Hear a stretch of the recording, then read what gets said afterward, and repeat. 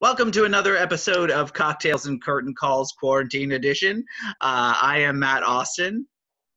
And I am Beth Young. And for the next half an hour or so, we are going to talk to the artistic director of ACT in Richfield, Connecticut. I'm so confused, Mr. Daniel C. Levine. And we are also going to be able to speak with Bryan Perri, who is the musical director of Jagged Pill in New York City, which is unfortunately dark at the moment, but we hope that it comes back. So welcome, and thank you so much for coming. We really appreciate having you here. And what we'd like to hear about is what's been going on and what's in the works. Oh, what's been going on? What hasn't been going on is is the question. A lot of juggling, I'm sure. Yeah. Yeah. I mean, you know, the thing is that the fact that we are not alone and that all theaters, you know, Broadway is dark. The fact that all theaters are going through this makes me feel. It makes me feel less alone and less anxiety ridden and all that. But you know, we were mid rehearsal period of our production of Nickel Mines, which was part of this season. It's a brand new show that we were really, really excited about. This season so far, we did Godspell, which closed. Oh, it was so great. Oh, good, good. Yeah, I love. I feel like I didn't get to talk to you afterwards. Yeah, no, you were very busy. I'm sure you saw I was overwhelmed. That was a joyful, wonderful talent. The talent was incredible. I just loved every second of it. It was brilliant, really wonderful. I appreciate that. No, I appreciate that. It was a great show, and yes, the talent was amazing. Awesome. It was great. So after that, we started Nickel Mines. We were in rehearsal for that. We were just about to start the period, and you know, of course, all of this happened. And so this is even before Broadway decided to shut down, and before Connecticut said no public gatherings. We just at ACT, we knew it was coming, and we just felt that why start the tech period the next day if in 3 days it was going to all close down anyhow. So so we made the decision to stop Nickel Mines mid rehearsal, and you know, it was meant to open last Friday. So it was hard. It was very hard sending the actors home and the technicians and locking the door, depressing and very hard. And we were also meant to start rehearsals for our next production, Freaky Friday, which should start rehearsals in April for a May opening. So that's also in flux now. So yeah, it's changed a lot of things. I mean, I will say that we're trying to make the best of it at ACT. I'm not concerned about the future of ACT. We are fine. And once everybody can get back to work and once theater opens up again, it will be great. It's just, you know, it's upsetting that we had a really fantastic season planned, and of course this happens. So yeah, I mean, that's where we are. We're trying to figure out other ways to keep the audiences engaged, and all of that. We did a fantastic live stream event last Friday. Oh, thank you. With Stephen Schwartz and with some other, of course, Bryan was there, and some fantastic Broadway and local stars. And we were really, really conscious about practicing social distancing. We actually made it a thing during the live stream, so that was really cool. Everybody, actually, we did it in the lobby of ACT. Stephen Schwartz was there. Laura Moyes, who was in Wicked, she played Glinda in Wicked. She was also in our production of Working and Little Shop of Horrors. She was there. Matt Farnsworth. There were like nine incredibly talented people there, but we had them all at their own stations in the lobby of ACT, and everybody was no less than 10 feet away. And so yeah, it was a great event. In fact, the New York Times picked it up just the day before, so on Thursday, the day before we went live.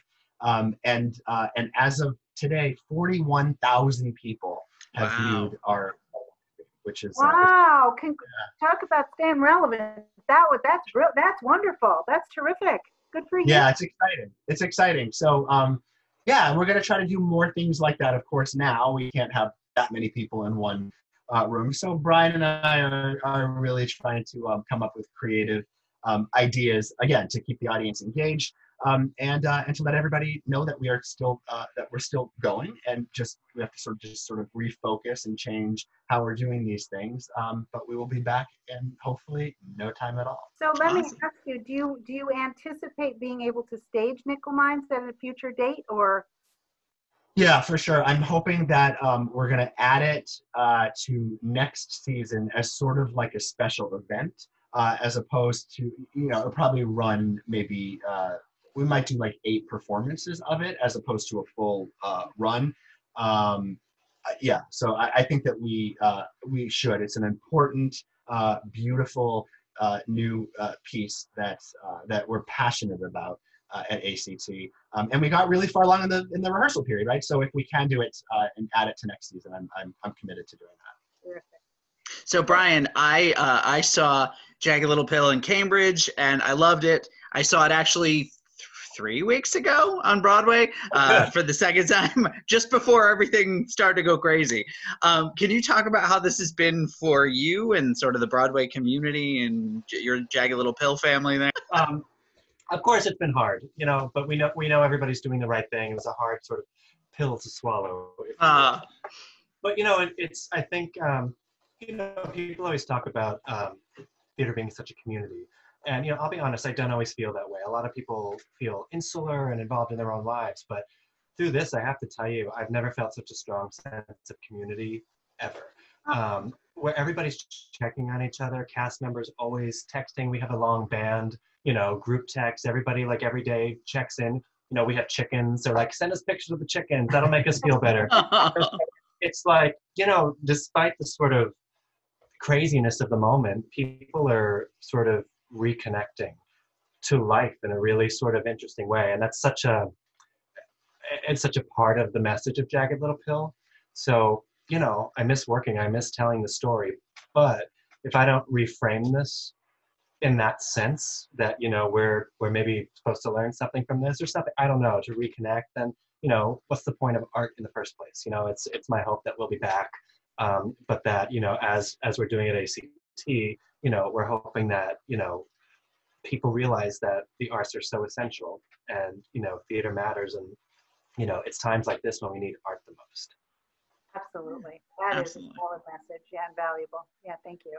I saw, so are you guys putting together online education programs? Is that what I saw? Or some of your education programs are going online? Yeah, for sure. Because we were in the middle of our conservatory programs, which, so there's like an acting class that was going on, and there's always like coachings and stuff like that. So yes, we have obviously reverted all of that to, or changed all of that to remote and virtual sessions. And that's working out really well. We started that yesterday, and our students are loving it. And I think the parents that are homeschooling their kids are loving it because, yeah. Somebody else can talk to them for a while. That's right. Yeah. It's so nice though. I did a Skype coaching today, and I got feedback from the mother of a parent, and she said, I haven't seen a spark like that since we've all been quarantined. Oh. You know what I mean? Again, just another example of why the arts matter. Right. On so many levels. They really touch people. And that's why, that's what's important about just getting these messages out there, what we're up to, what we're doing, what you can take advantage of and still participate. And everybody then feels involved in the whole process. In some way, they're doing something for the future. Mm-hmm. Right. Definitely. Yeah. In fact, I going back to when I was, locking the doors at ACT and sending the actors home, live streaming and video content and all that, that's obviously been going on for a long time. But I started to think about how Richfield is such an artistic community, and it has been, has become a bit of an arts destination.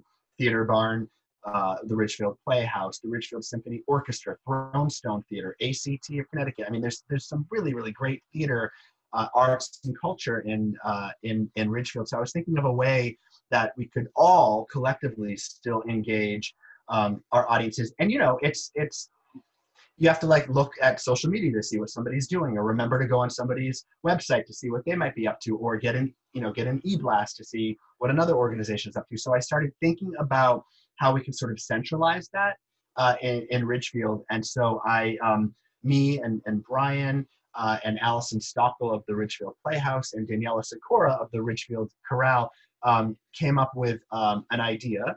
And it is, I'll announce it on your show tonight. It is called it's called Richfield Streams, and it is a new sort of website or landing page where all of Richfield's arts and cultural organizations are represented. So if somebody is looking to see what ACT of Connecticut is up to, they'll go to Richfield Streams and they'll see every other theater or arts organization, whatever it might be, and they can also see what everybody else is up to. So it's a way that our audience here in Richfield and Fairfield County can see what all arts and cultural organizations are doing right now. So that will launch next week. I'm really excited about that. Did you give us an address where people can go? Did you say that?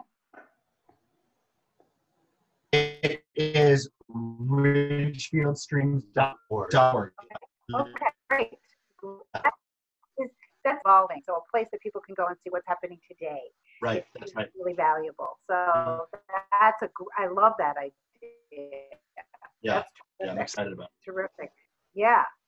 And as far as New York goes, is there any kind of date in mind, or is it just open-ended? Namaste, as we say. Well, I mean, currently, I believe our first scheduled performance is supposed to be April 14th, but I think everyone is aware that it's out in the ether that it will most likely be longer than that. But it's learning to live with uncertainty right now. Right. And that's just, there's nothing else to do but accept it. I think not enough people talk about it. I really go on a roller coaster with it. I really get depressed sometimes. I come back, but I know a lot of people are. And it's important that we acknowledge it and support each other through it. It's the only way we can make friends with uncertainty like this. Right. Because it's our livelihood. Yeah. There's no two ways about it. Right. I have a non-virus related but question. Bringing the community together as a whole. Pardon me? I have a non-virus related question. Okay. Okay. Well, it's sort of an artistic. Okay, I'm just a real Broadway nerd, as you can probably see from the things behind me. I know that you were the music director for Almost Famous out in San Diego. Is that correct? So, how is working on, and you've musically directed tons of different things. How is working on a brand new show like that, or Jagged Little Pill, sort of different than approaching an established show, doing maybe like a revival? How do you approach that? Is there a different approach? Absolutely. I mean, my core values remain the same. Create art and it better sound good. And hopefully you convince people to feel joyful while they're doing it. So that kind of joy shows up in performances. So that matters a lot to me. Caliber and quality matter a lot to me. With something like Wicked, there is a very clearly established framework and parameters that you must acknowledge. People are coming to see a show that was created 15 years ago, and it's your responsibility as a music director to maintain that. So I would find my creativity doing a long run like Wicked and finding creative ways to maintain it, to get performances out of people that, while they're not cookie cutter performances, they fall within the parameters.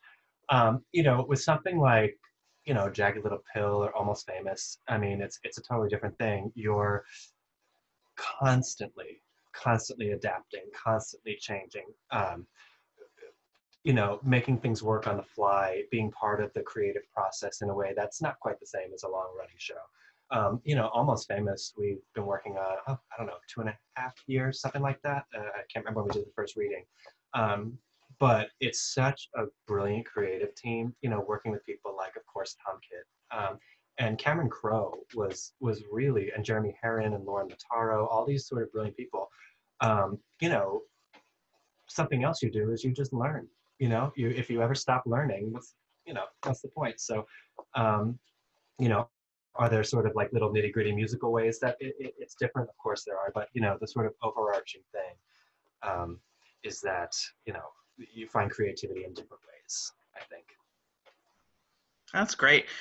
So I think maybe to wrap this up, and I didn't warn you guys, I'm sorry, but you've been saying great things all along. Is there a message that you takeaway here? Yes. Yeah. Is there a message that you guys would like to get out to the theater community that watches our show, et cetera, local theater folks, et cetera?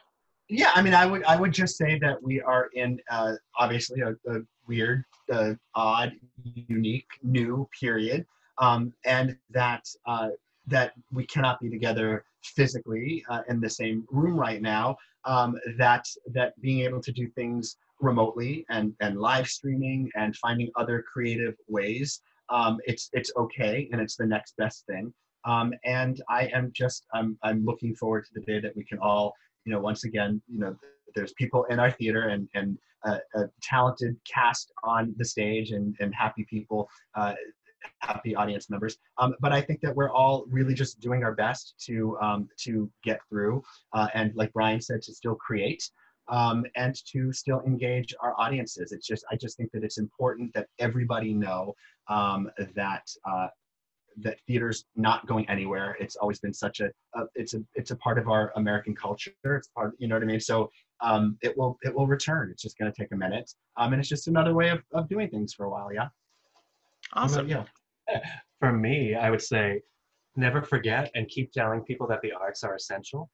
Tell them why they're essential. And you know, the biggest thing I would say, once we open back up, come back. Come back. Yeah. You know what? Buy tickets, support however you can. I bet there's going to be amazing deals, but the thing everybody can do to bring us back to where we were is to come back. Awesome. Great. Yep. Nice. It's nothing more to say after that. Thank you. Thank you guys for being here. Not true. Well, thank you guys so much for being here. I promise again. Have a great night. Thank you. Have a great night, everybody. Bye-bye. Bye.